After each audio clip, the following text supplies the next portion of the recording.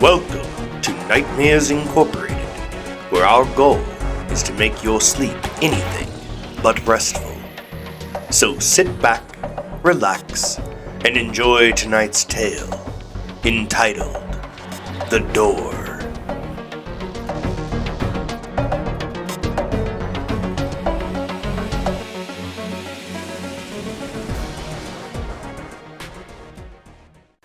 Today is July 17th of the year 2025. This is a request for immediate assistance from Site-73. We are currently on lockdown and have activated the Scorched Earth Protocol. This request is being sent out by Randall Jacobs, Chief Security Officer of Site-73, with the approval of Acting Director Simmons. Site Director Reynolds was KIA 2 hours ago.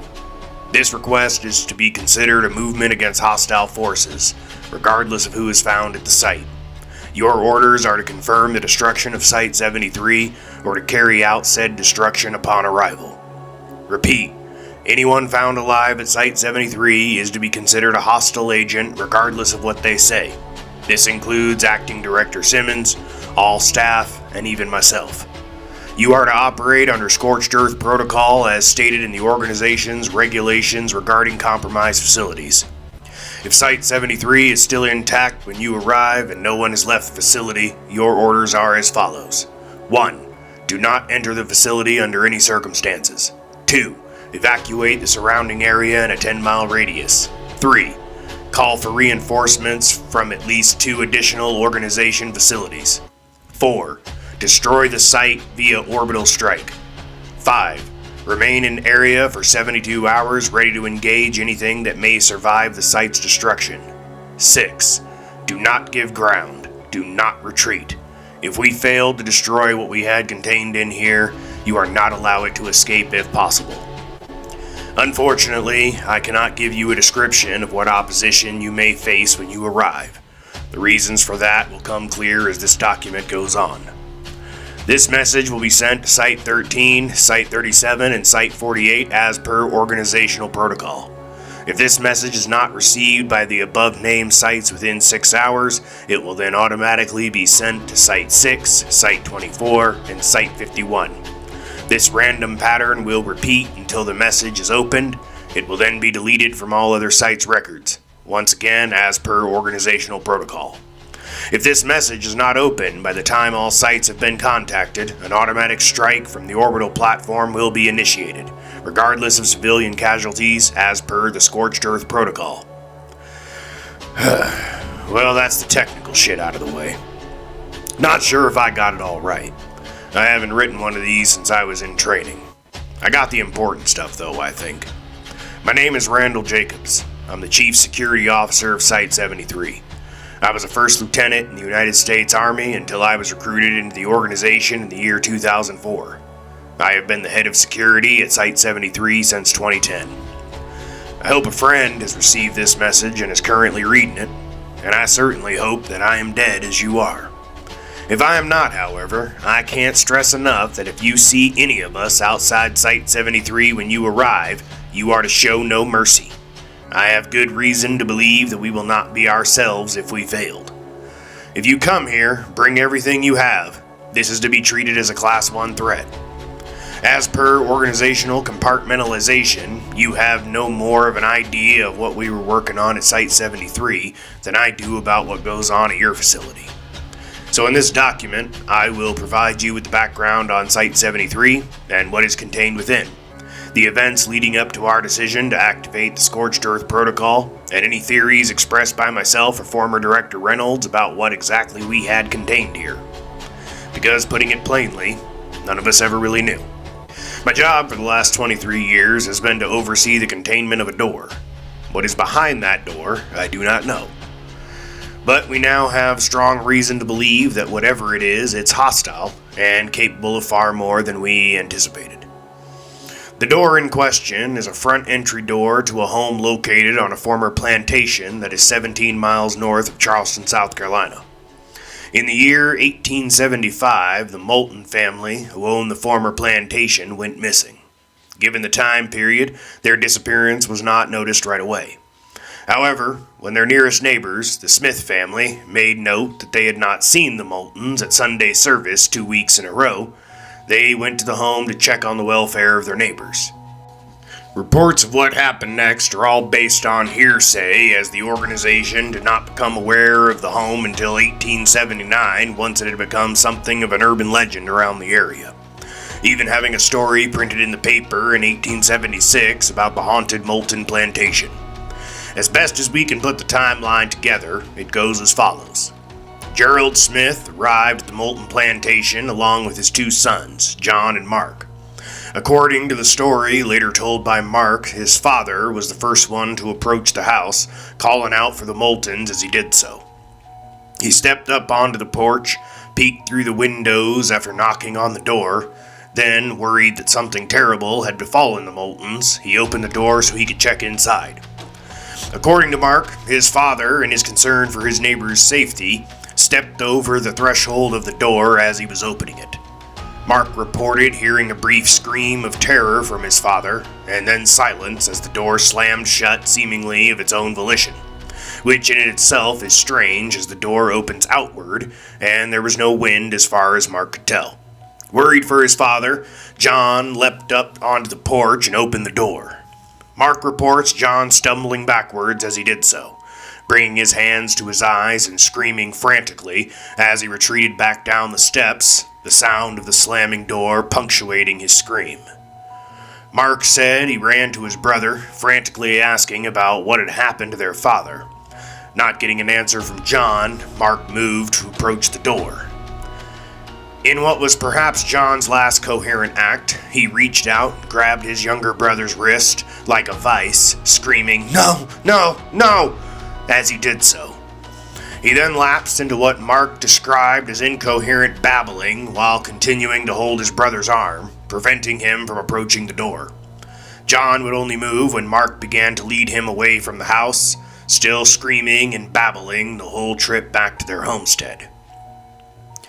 From what we could gather, John spent the next 2 years in the South Carolina Lunatic Asylum in Columbia, South Carolina, until his death from a massive brain hemorrhage. It's unclear what followed, as the stories quickly delve into urban legend territory and myths about hauntings, witches, vengeful former slaves using voodoo, and a multitude of other campfire stories. That being said, by the time the organization got involved in 1879, the plantation had been deemed off limits by the surrounding population. What they could gather was that at least 5 people had disappeared in the preceding 4 years, and another 30 had ended up in an asylum like John did, or died outright on the doorstep from what we now assume must have been heart attacks or an aneurysm in the brain. The organization would increase that body count, of course, over the next 20 years as they tried to understand what was contained within the house. The reports from those days claim that only volunteers investigated the house in question, and that prisoners were never used with promise of a pardon. Inwardly, I've always doubted that claim, but that's not exactly important. Obviously, they started with trying to open the door, dismissing the early reports as hysteria, or perhaps the presence of something that provincial folk had trouble understanding. No names were used in the official reports, which is standard when speaking of casualties and experiments gone wrong. The first attempt to open the door and see what was within the house was carried out by what the file designated as Subject 001. The plan apparently was for the subject to simply open the door and look inside. It was expressly stated that they do not enter the house, only look inside. Now, it is important to note that through the windows of the house, nothing abnormal could be seen. All that was visible through the windows was the large entry hall one would expect to see in a plantation home built in the late 1700s and early 1800s. According to the first reports, there was talk about breaking the windows and entering the home through that method, yet this idea was quickly dismissed. It was surmised that at least the door was offering a physical barrier, something a broken window cannot do.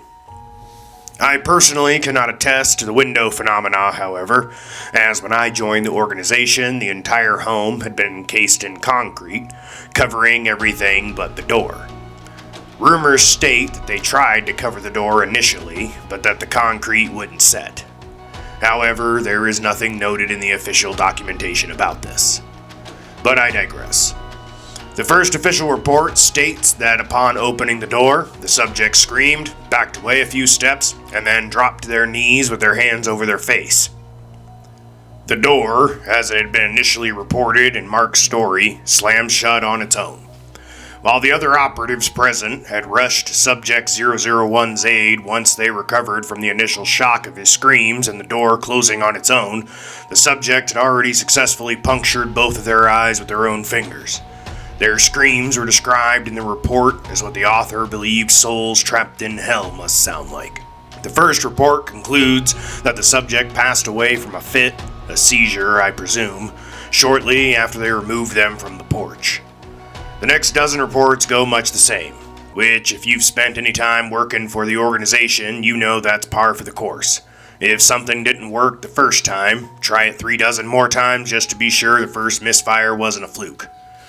I may criticize, yet can't really fault the organization either. After all, there's no guidebook on working with shit that can't be explained. We just do the best we can manage. I'm sure you understand. Next came the rope experiment. This experiment was carried out with Subject 013. In the report, it states that a rope was tied around the subject's waist. The subject in question was blindfolded and led to the door. A team holding the rope positioned themselves at the bottom of the porch steps, also wearing blindfolds, in case one of them was tempted to look. Subject 013 opened the door and stepped through. Almost immediately, the rope was pulled taut as if something had yanked 013 with tremendous force. Before the team was pulled along with him, the door slammed shut, severing the rope as cleanly as if it had been cut with a buzzsaw. When I first read this part of the earlier reports myself, I questioned how a wooden door could cut a rope without sustaining damage itself. But that was before I spent time around the door. I can attest that that door looks like it's brand new, even though the house around it had begun to fall apart over the years, which is what led to it being encased in concrete. That door, however, it looks like it was made yesterday, every day. The assumption is that we could likely demolish the entire house, and that door would remain standing, and still open on whatever it opens on. Of course, this was never tried. After all, the story of Pandora is almost religion within the organization. Fortunately, the rope experiment wasn't tried again, as the researchers could not see any other outcome than the one stated above. While the organization has always sacrificed lives in pursuit of understanding the oddities they are tasked with handling, rarely do they do it needlessly. Following the initial experiments, the organization fell into a pattern of maintaining an exclusion zone around the door until technological advancements allowed for further experimentation. Construction on Site 73 began in the early 1940s, and while it would undergo various changes over the years, the original facility that was built still serves as the containment room for the door. By the late 1960s, video cameras were tried. The door would be opened in front of a running camera, and the footage would be viewed by a subject on a connected television in a small room that was built adjacent to the original house. These experiments resulted in the death or permanent brain damage to subjects 14 through 26. The most that came from that round of experimentation was Subject 021 attempting to talk to the researchers before he lapsed into a catatonic state. While the organization had made a note of Mark's report about his brother speaking gibberish to him after looking through the door, Subject 021 gave the researchers of his time a chance to hear the gibberish described for themselves. While nothing could be gleaned from what 21 said, it was determined to have the cadence of an actual language by those who heard it. Although the report does admit that the language would be impossible to decipher from what little they heard, and should be impossible for a human to speak. The report goes on to describe what sounded like 4 voices speaking different syllables at the same time, all in unison, as if coming from 4 sets of vocal cords. So foreign was this tongue that no attempt was made to write it down because, as stated in the report, there did not seem to be a discernible letter from any language understood by on-site staff contained in the vocalizations coming from Subject 026. It wasn't much, and still no one to this day understands what it might imply. but it's honestly the most that has been gleaned from the anomaly of the door during the 146 years that the organization has been monitoring it.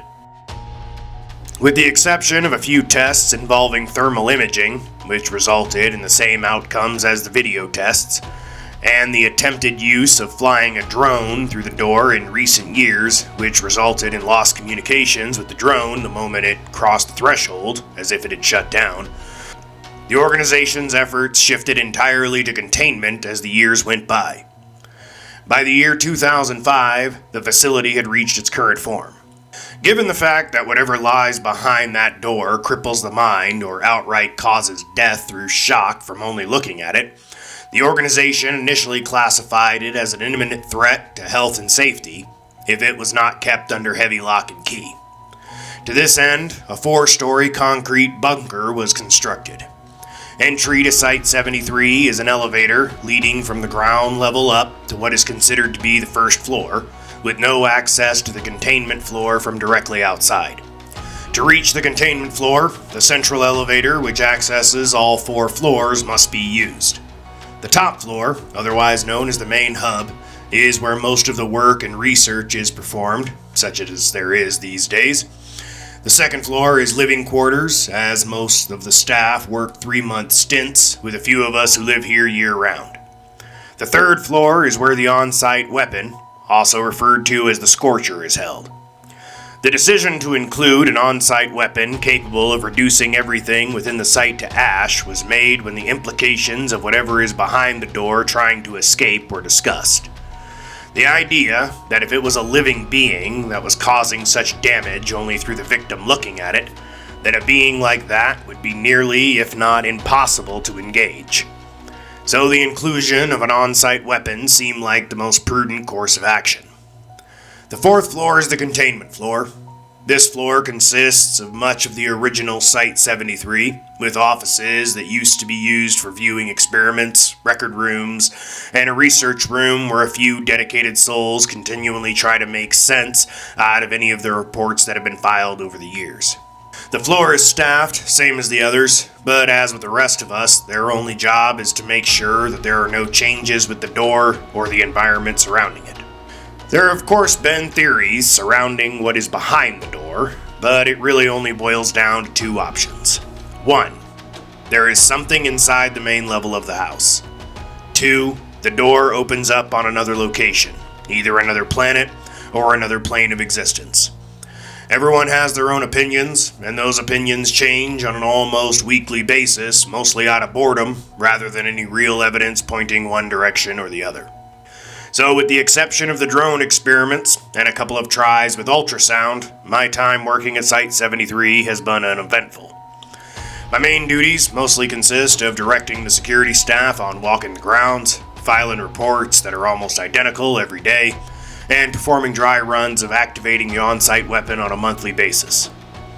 My own responsibilities consist of walking each floor of the facility on a daily basis, as the only central location for camera surveillance is located on the containment floor, while every other floor has a surveillance room focusing only on that individual floor. The reason behind this was in the event of an attack on Site 73, 12-foot thick poured-in-place concrete with an inner and outer lining of lead separates the containment floor from the outside. So if an intruder were to somehow make it up the entry elevator to the first floor, they would only have access to the cameras on that floor. If it is an overwhelming force, which to be honest it would damn near have to be just to survive the trip up the hill leading to Site 73 and access the elevator, all staff would retreat down to the containment floor, which would be locked down after they were inside, so the director or highest ranking officer on site could coordinate the defense from the central surveillance room, while all security personnel would pull back to the 3rd floor, where not only the on-site weapon is contained, but also the armory.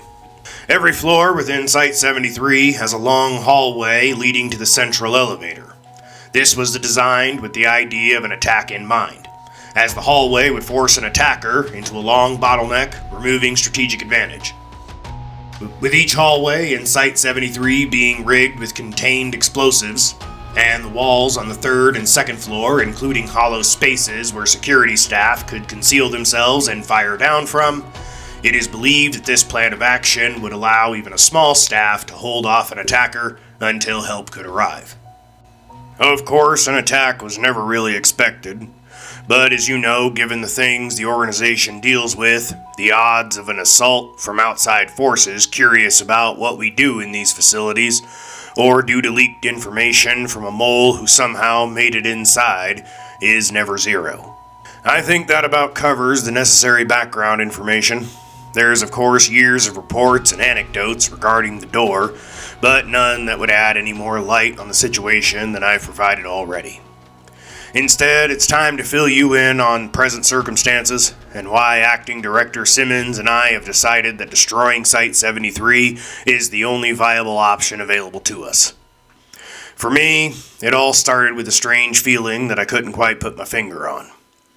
From what I understand, a few others were experiencing something similar, but brushed it off considering that working with things like the door has a tendency to give you a permanent case of the heebie-jeebies. As Chief of Security, however, I tend to not ignore when things feel off. My problem, though, was that I didn't know what it was. Sometimes it felt like a faint feeling of déjà vu, or a general uneasiness that there was something I was forgetting. I'm sure you know what I'm talking about. That feeling that something is off about you, that you skipped part of your normal routine, and then you notice that you forgot your chapstick or left your coffee at home or some shit.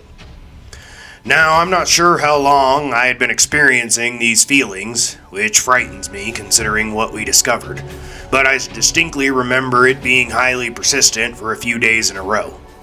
But seeing as I couldn't quite figure out what was off, I decided to start journaling all of my daily activities in as much detail as I could. Of course, I filed daily reports, but you know as well as I do that those are usually cut and dried unless something went wrong that day. I figured a private journal detailing everything I did, everywhere I went, and every conversation I had that day might help me zero in on what I was feeling. Much to my dismay, I discovered the problem on my second entry.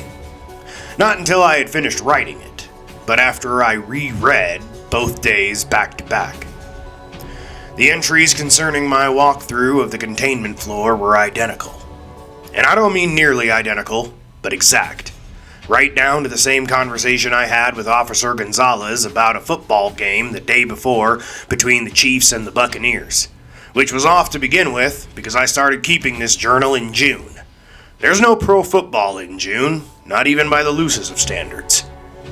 What was worse is, from what I had written down about our conversation concerning the game, I can only assume we were talking about a game that took place in November of 2024, a game in which the Chiefs won 30-24 in overtime. The date of my first entry in this journal is June 15th, 2025.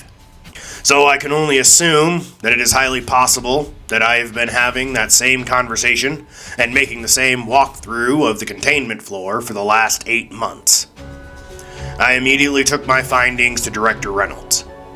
After reading both entries twice, Reynolds looked to the 2 other officers that were standing in the room. "I want the containment floor locked down immediately," he said gruffly. They both nodded, but one of the officers, a rookie named Bryant, asked, "Do you want us to evacuate the staff down there first, sir?" "For the time being, we are going to operate under the assumption that there is no longer a staff down there. Lock it down. No one goes down to the containment floor. No one comes up." "Yes, sir," they said in unison, and went about their task. Reynolds turned a concerned eye to me. "So, best case scenario, you've been hallucinating every time you have walked through that containment floor for possibly 8 months. Worst case scenario, it's been going on longer than that." "Hell," I said.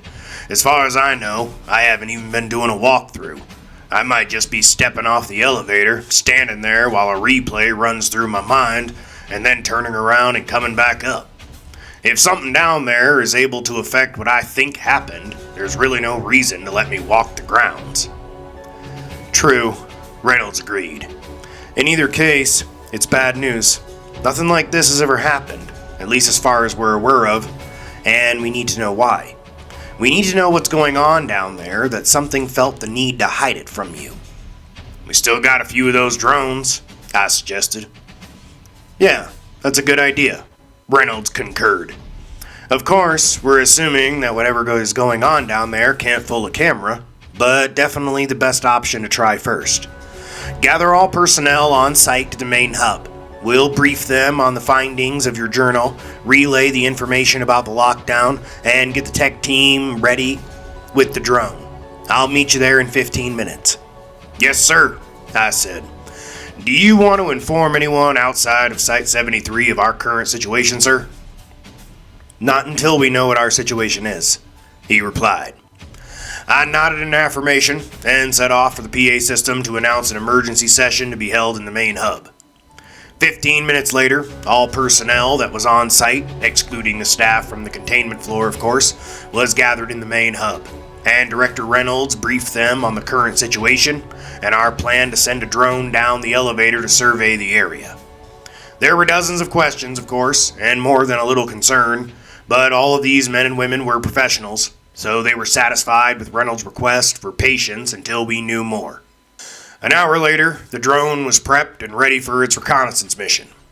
Given the risk that something could come through the door, it was decided that only the tech flying the drone, a young man named James Sutherland, Director Reynolds, and myself would be viewing the video feed from one of the research offices. It was surmised that if we went batshit because we saw something that we shouldn't have, the other staff could contain us in the office as Deputy Director Simmons sent out a similar call for help as I'm sending out right now. I'm not gonna lie. I was terrified as the drone rode down the elevator. I thought about all the people I had read about in the earliest reports, those who went mad or died from shock, seizures, heart attacks, or brain aneurysms. I wondered what it would be like to see something that was so alien to my human sensibilities that just the slightest bit of comprehension of what I was seeing would be enough to break my mind or cause my body to give out seemingly out of protest to what it was being shown. Unconsciously, I realized I had my hand on the butt of my service revolver. I made eye contact with Reynolds then. If it comes to that, would it sound selfish if I ask you to shoot me first? He asked, serious as always, but I could see in his eyes that he was as scared as I was. That steadied me a little for some reason. Is that in order, sir? I asked, trying and failing to smile. Just a request, he responded. Sir, Sutherland spoke up. The elevator has reached the containment floor. Do you want me to activate the camera? Yes, Reynolds said at once. Scared or not, he was never one to hesitate. Let's see what's down there.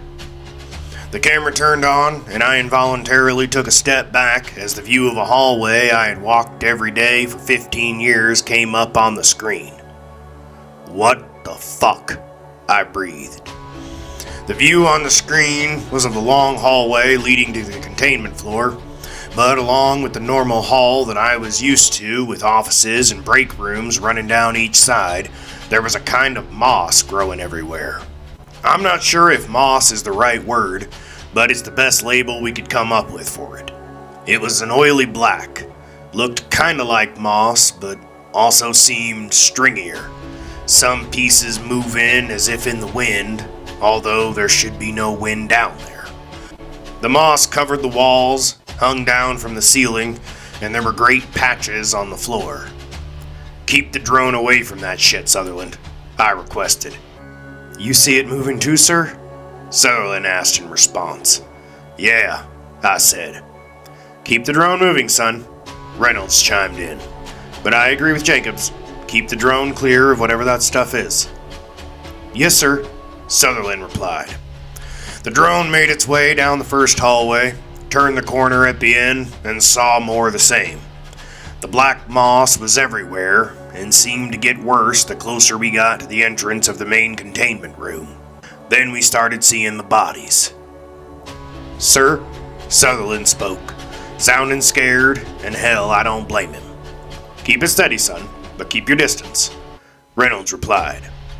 The first body we saw was stuck to a wall, the black moss growing around their arms and legs, seemingly to hold them in place. The torso had been split open cleanly down the middle, intestines hanging out like fucked up Christmas tinsel, blood staining what we could see of their pants. Tendrils of the black moss were snaking their way across the man's sides and into the open wound. But that wasn't the worst of it. The worst was that the man's eyes were open and alert. He was alive somehow, despite how much blood he must have lost. "That's Officer Chambers," I said.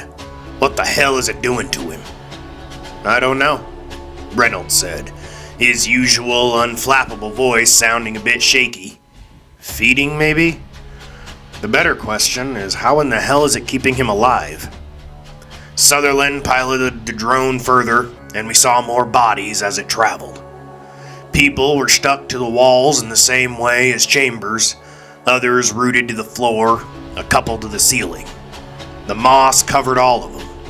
The tendrils of it were entering open wounds on several of the bodies, into the mouth on some of them.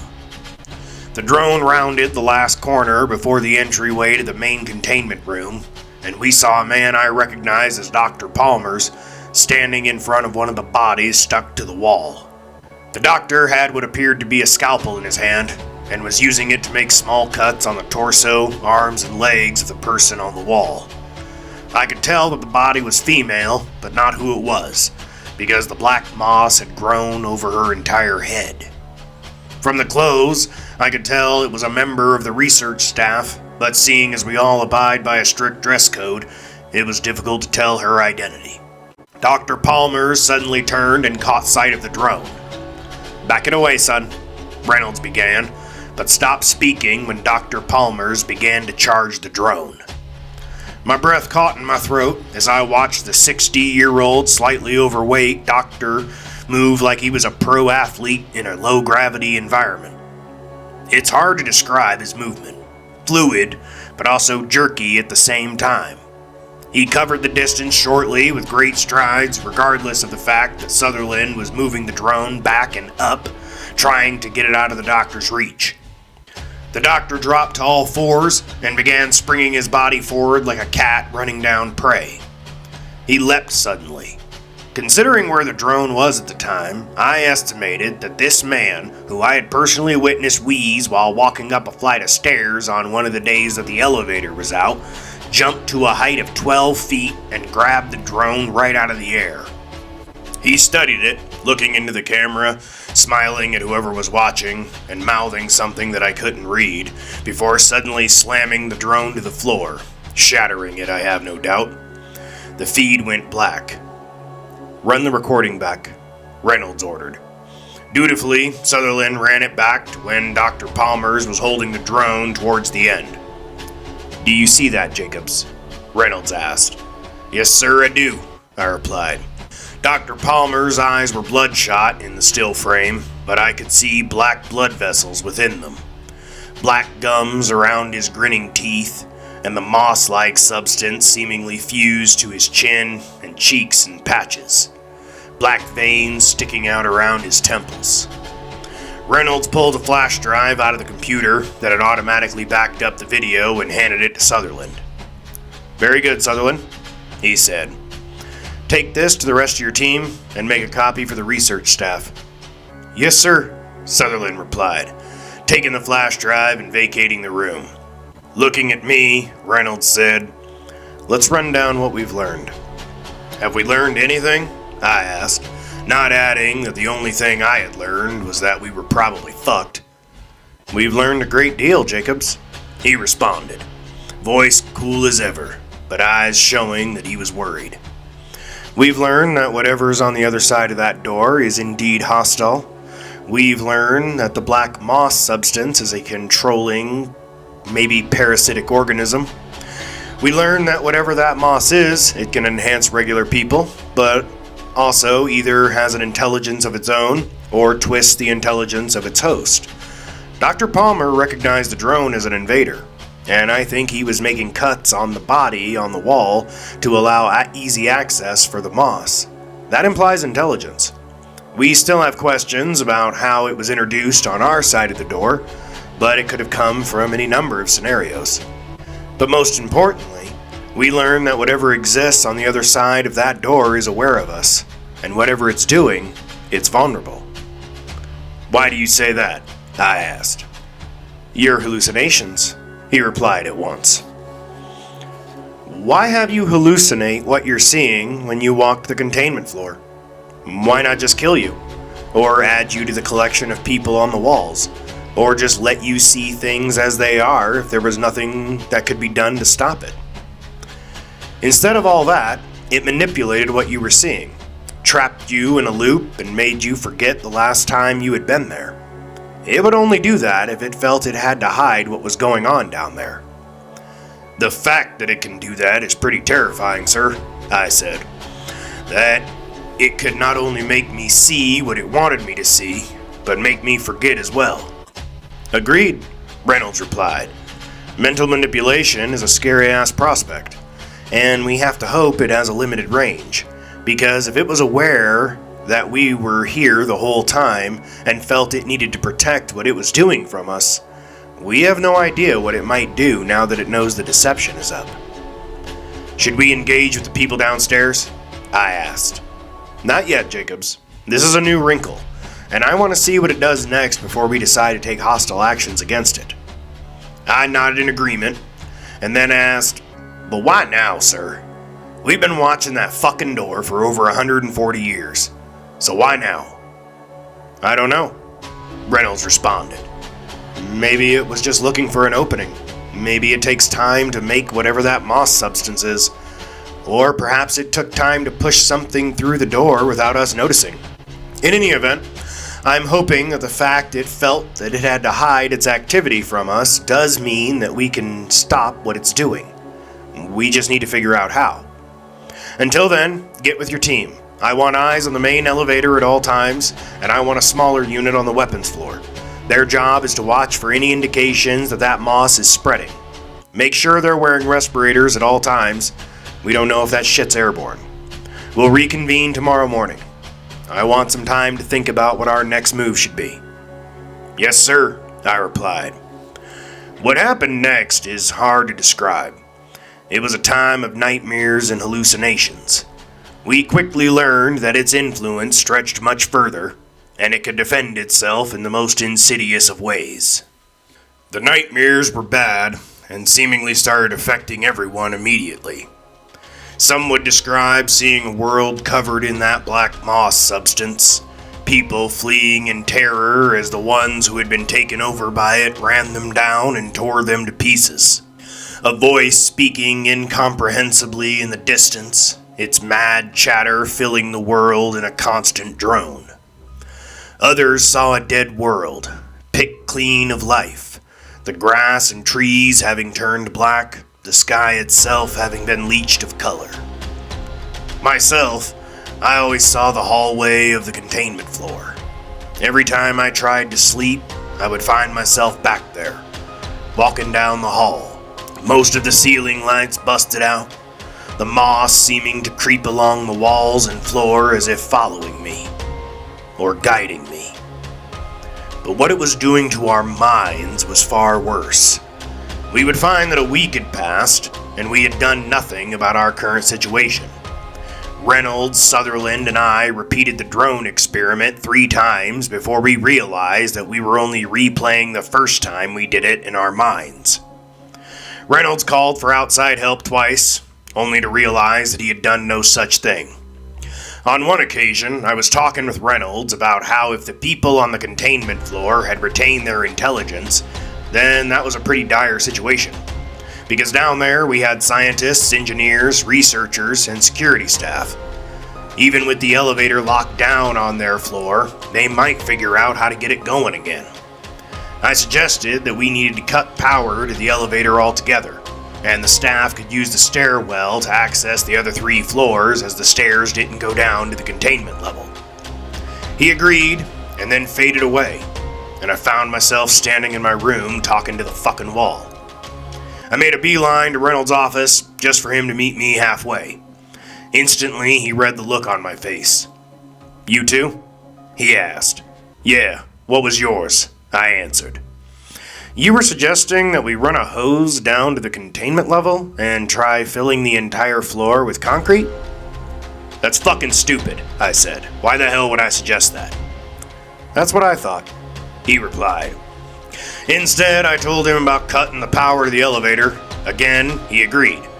But something that should have taken us 10 minutes to accomplish took a week to get done. It's the hardest feeling to explain. The best I can describe it is like you're constantly walking into a room to get something and forgetting why you were there in the first place. We would watch the security footage of the main floor every few days and see ourselves milling about as if it was business as usual, as if nothing had changed. Reynolds suggested that we all start keeping journals, and they seemed to help. We found that we were able to break out of its manipulation every few days by reading the constantly repeating activities logged in our journals. But it was like it got wise to what we were doing, and the activities became more varied, harder to detect, and the hallucinations got worse too.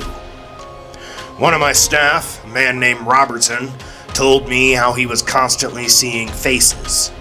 No people, no bodies, just faces. He'd look out the window and they'd be floating in the air or peeking over the horizon. They ranged in size, he said, some appearing like normal human faces, others stretched out to impossible lengths. He said they all looked vaguely human, but not really human at all. O'Brien said sometimes he was trapped in a nightmare world and couldn't tell if he was awake or asleep. He said it was like a jungle, but one that made no logical sense. That the trees had animals growing out of them, and that there were disembodied things splitting the air next to him, like something opening reality like it was a curtain. Finally, we decided to act, to take the fight to the goddamn thing. We sent all security personnel down to the containment floor, armed to the teeth and packing flamethrowers. We fought our way through the opening hall, burning the moss, watching it move, retreat, even scream, and then attack. It snatched a man standing near me, pulling him to the wall and then flooding over him, entering his eyes and mouth. We turned a flamethrower on him to end his misery. We fought the staff down there, gunning them down while they fought back like animals, moving in ways that hurt the eyes to look at. But we won, goddammit. We won. We took the fight to that fucking thing and we won. We set the Scorcher on a timer and evacuated the facility. And from the lawn out front, we mourned the men and women we had lost and celebrated our victory. And then we were all in the cafeteria having lunch. Comrades we had watched die sitting next to us and across from us. All of us awakening from a shared hallucination. I began to doubt that it had been protecting itself by making me see what it wanted me to see. I began to think it was just fucking with us because it could. Before we knew it, a month had gone by and we were still at square one, repeating the same revelation about what was happening on the containment floor again and again, fighting battles, some which we won, others which we lost, all of us getting swept up in the moss or torn apart by the infected staff, some of us thrown screaming through the door which now sat wide open, howling at us like a demon fresh out of hell. And for me, I would always return to the hallway in my dreams. Sometimes I wonder if that's where I really am. If all the rest of this is the actual dream, and I'm stuck to the wall as that moss invades my body and takes over my mind. In the last dream I had in the hallway, it had changed. The black moss completely covered the walls, and it appeared to be breathing. As I walked further down the hall, shapes began to emerge from the moss. They were humanoid, but distinctly not human, and they were speaking to me. It was a language that I couldn't understand, but I understood the message. Go. The message said, Go see. Go look. They spoke softly, but constantly, imploring me to keep walking. And I did. Finally, I could see the end of the hall, and I think I had been making progress down that hall each dream. At the end, I saw a shape. Maybe it was Palmer, or maybe it was someone else. I couldn't really tell because whoever it was had mutated to the point where they no longer looked remotely human.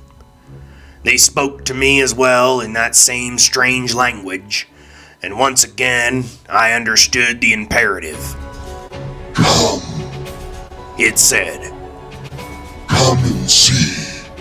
Come and look. Once you see, your fears, your troubles, your worries will disappear. Come and see. I drew closer to the shape and realized I was standing in front of the door. It stepped aside for me, moving in a way that reminded me of how a spider moves for some reason. Parts of its body move in as if they had a mind of their own, its overall shape an insult to my sensibilities. I saw that the door was slightly cracked open, and even in my dream I wondered if this part was real. If that's how the moss got in. If the researchers down here had cracked it open, not far enough to see, but maybe to listen. Maybe just to see what would happen. Or perhaps one of them was tricked into propping it open. That seemed more likely. Tricked to open it just enough to let something small inside. Something that would spread in time. Maybe the moss is where the hallucinations came from as well.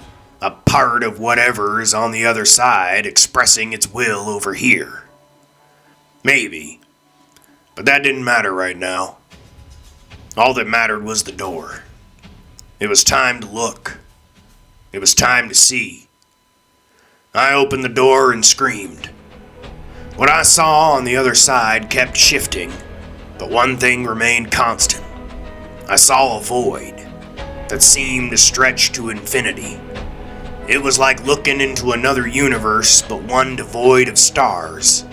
Just an endless darkness. But one that wasn't empty. Within that void I saw a shape, and it was the shape that kept changing. Something like a living tree, darker than the void that surrounded it, but covered with eyes that gave off a baleful yellow light. And then it would shift and look like a giant eyeball with a tentacle-like appendages sprouting from its underside, staring at me. Then it would shift again, and an inhuman face would appear just on the other side of the door. A creature the size of a galaxy. Its hideous face likely a light year away from the door, but appearing as if it was right outside. I screamed and screamed and screamed, my vision beginning to darken, and I felt wetness on my cheeks as I could feel my eyes melting and running down my face. I awoke screaming, and while I know I didn't actually see what was behind the door, I awoke with what I thought was a truth about what we had at Site 73. It's a god, I thought. But not a god of creation, like the one you learned about in Sunday school, Randall. It's a god of destruction. And that void you saw was a universe. Yes, a universe that thing has already devoured, and now it's trying to enter our reality so it can shred it down to the last atom and feed its insatiable hunger. I don't know if any of that's correct. For all I know, it was just another hallucination. I wouldn't get much time to reflect on it, though, because the day after I had that dream was when all hell broke loose. It started in the main hub. I was discussing with Reynolds the idea that we should lock down all staff to their quarters, including ourselves. The staff quarters were basically 2-bedroom apartments that had everything a person could need, so no one would suffer. And during the lockdown, he and I could continually try to send out a request for assistance, that we were incapable of handling the issue because we didn't know what was real anymore. It might fool us a dozen or more times in thinking we had gotten a message out, but if we did it every day, we might slip one past it. Reynolds didn't like the idea, but he knew I was right. That was when Robertson and 3 others, officers who had been on the weapons floor, approached us with their guns drawn. "Where's Chief Jacobs?" Robertson demanded harshly. It was a command and a question. It was spoken in an "I'm not fucking around" tone of voice. I responded immediately, snapping my head to look in his direction and drawing my own weapon when I saw the guns pointing at me and Reynolds. From my peripheral vision, I could see a couple security officers standing near me had drawn as well. "Where's Chief Jacobs?" Robertson repeated. His eyes looked normal, no black blood vessels, no sign that he was infected. "Where's Director Reynolds? What have you done with them? I'm not gonna ask you again." "I'm Chief Jacobs, and I order all of you to stand down. Director Reynolds is right here," I commanded. "Listen to Chief Jacobs," Reynolds added. "Drop your weapons and stand down, now." Robertson's face twisted in disgust. "You did what to them? Where are they, you son of a bitch?" He wasn't hearing what I was saying. He was hearing what it wanted him to hear. And I could feel that the situation was quickly escalating towards violence. Shouting voices were talking over each other. Some yelling, others seemingly trying to calm the situation, but I could see where this was going. I could see what was about to happen.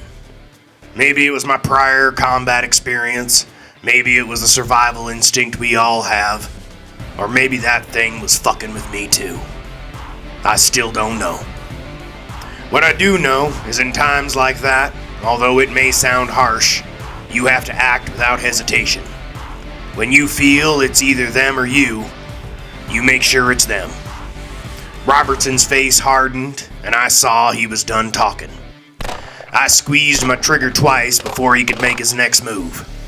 He was pushed backwards as my 2 shots took him in the chest, blood flying into the air as he tumbled backwards.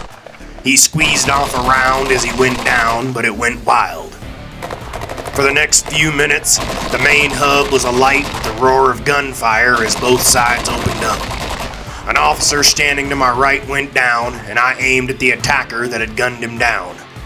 It was Patricia. She had signed on a few years after me.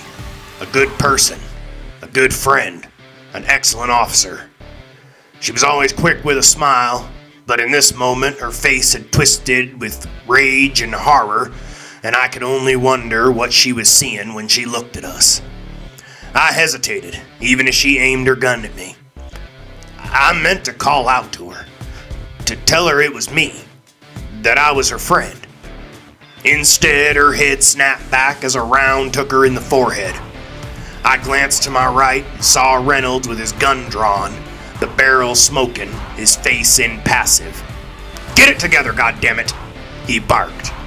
As he spoke, I felt the hot breeze of a round as it went by my face. I jerked reflexively, not that that would have helped, but it woke me up. I readjusted and fired at the man who was standing next to Patricia, his face full of hate and rage. I hit him in the chest, while a round from someone else took him in the shoulder, spinning him around like a top as he dropped to the floor. The 4th attacker must have been taken down at some point, because soon after it was over. That's how it always goes in a real gunfight. In the movies, there's always people diving over furniture, flipping tables for cover, reloading in slow-mo, glass breaking just because it's there. In my experience, none of that is glorious. It's 5 minutes of madness and stupidity at best. By the time our 5 minutes was up, 7 people lay dead. The 4 who had attacked us, and 3 from our side. All men and women that I had worked with every day for years. They were more than co-workers. We were like a family. And here we had slaughtered each other. And for what? Because it wanted us to. I attribute it to the shock of the short battle as to why I didn't react to O'Brien fast enough. I don't know if it had him the whole time, or if this was just one more fuck you to add insult to injury and show us that we weren't safe and had achieved nothing. O'Brien barked out something in a strange language. that sounded like the voices I heard in my dreams. And voices was the correct description, because it sounded like 4 people were speaking through his mouth at the same time.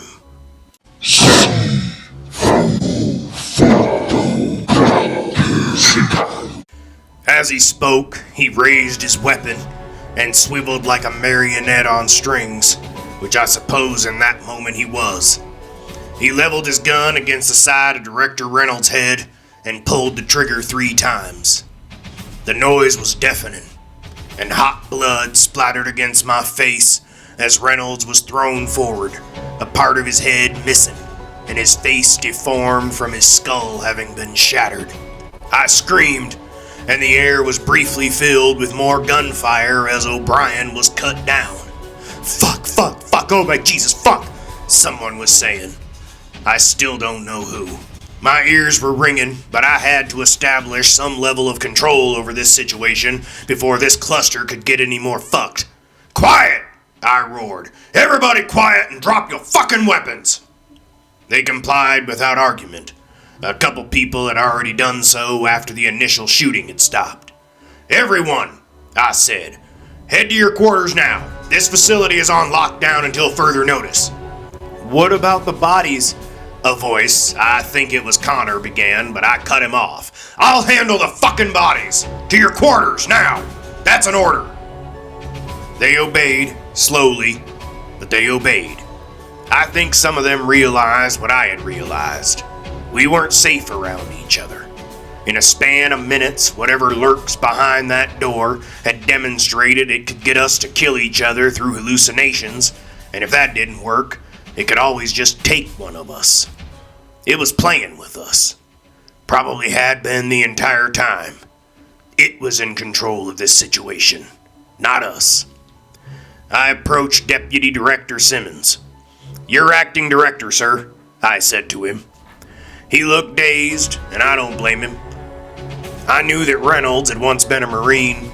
Simmons came to us from engineering. I was sure he had never seen anything like this.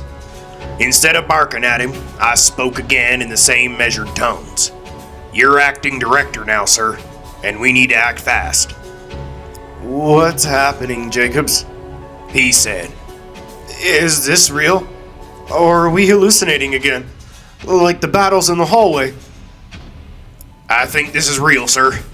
But even as I said that, I kept praying that I would suddenly find myself staring at the goddamn wall in my bedroom, or eating a sandwich, or be anywhere other than here. Jesus Christ, Jacobs, Simmons said softly. Reynolds is dead, I finished, and you're acting director, and he would want you to conduct yourself as such. His eyes cleared, and he straightened up a little. I'll try, he said. But Jacobs, I don't know what to do. There's only one thing we can do, I said. We need to destroy that fucking door. How? Why? He asked. I've been thinking about it, I went on. That door doesn't age. I think it's connected to whatever lies beyond it.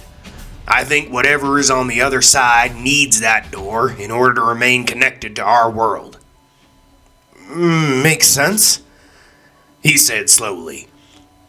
Like a twisted form of quantum entanglement, or like it's an anchor point. But Jacobs, how do we access it? I don't think it'll let us get near it. It won't, I replied, and it might not even let us do what I suggest. But I think we need to enact the Scorched Earth Protocol. He was quiet for a minute. We'll kill everybody here if we do that, he said softly. I know, I said, but I think we're all as good as dead anyway. You're thinking about O'Brien, he deduced. Yeah, he wasn't hallucinating. It had him. It was controlling him, I said. As far as we know, that moss stuff sends out spores. Maybe they traveled through the air vents. And we're all infected. Maybe we have been for a while. Just a different type of infection. Maybe that's how it influences our minds so easily. We can't risk any of us leaving the facility, I finished. You're right, he conceded. How do we do it? We'll use the remote devices. I have one in my office, and there's one in the director's office, I explained. Set it on a 2-hour timer. During that time, I'll send out an emergency request for assistance to make sure the job gets done. I'll also set an automatic strike from the orbital platform just to be sure. A lot of people will die if that thing strikes without an evacuation, Simmons said, not because he thought I didn't know that, but more to himself if anything. I know, I said, but considering what that thing is capable of, we can't risk it getting out, and I think that's what it wants. I think the infected are its proxies, and that even if it can't come through the door itself, it can spread across this planet like a plague. We have to stop it, sir. Simmons nodded, then struck out his hand. It's been an honor to serve with you, Jacobs, he said. I shook the outstretched hand and replied, Likewise, sir. That was about an hour and a half ago, and I think I've provided all the information you'll need. Or rather, it's all the information I can provide. I set my timer, set the parameters for the automatic strike, and started recording this. I can hear people moving around outside my door, occasionally sounding like they're trying to find a way in, so I think I might have actually done it too.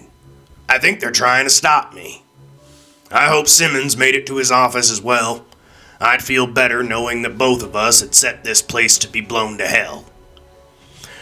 Reynolds has been staring in my office for the last hour or so. Half his face is gone, but there's no blood. There's just a black, tar-like substance dripping from the open wound and running down his shirt. He's been staring at me since he appeared, but I've just ignored him for the most part. I hope when you arrive that there's nothing left inside this place but ashes. The Scorcher should see to that, if I actually did program it to detonate.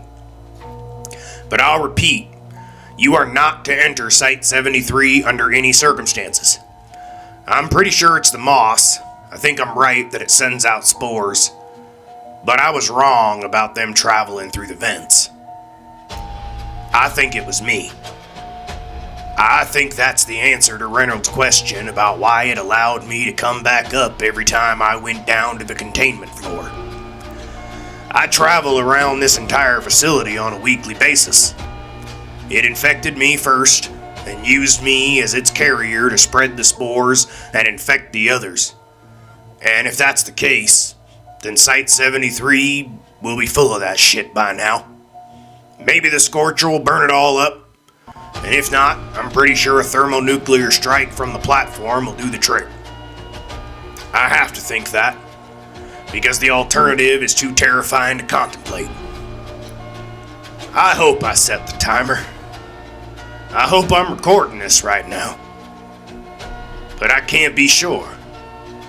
I don't know what's real and what isn't anymore.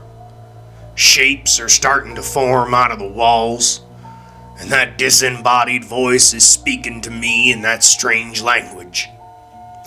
Reynolds is smiling with what remains of his face as moss begins to drip like melted taffy from the ceiling. I think this message can end now. I don't think I'll be me for much longer. I think I'll pour myself a drink and spend the last few moments I have left talking to my old friend. I know he's not really here, but I'll talk to the old bastard all the same. This is Chief Security Officer Randall Jacobs of Site-73, signing off.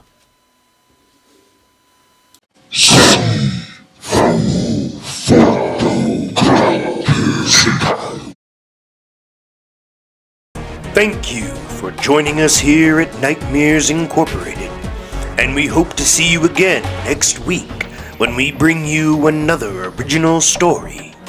Until then, sweet dreams.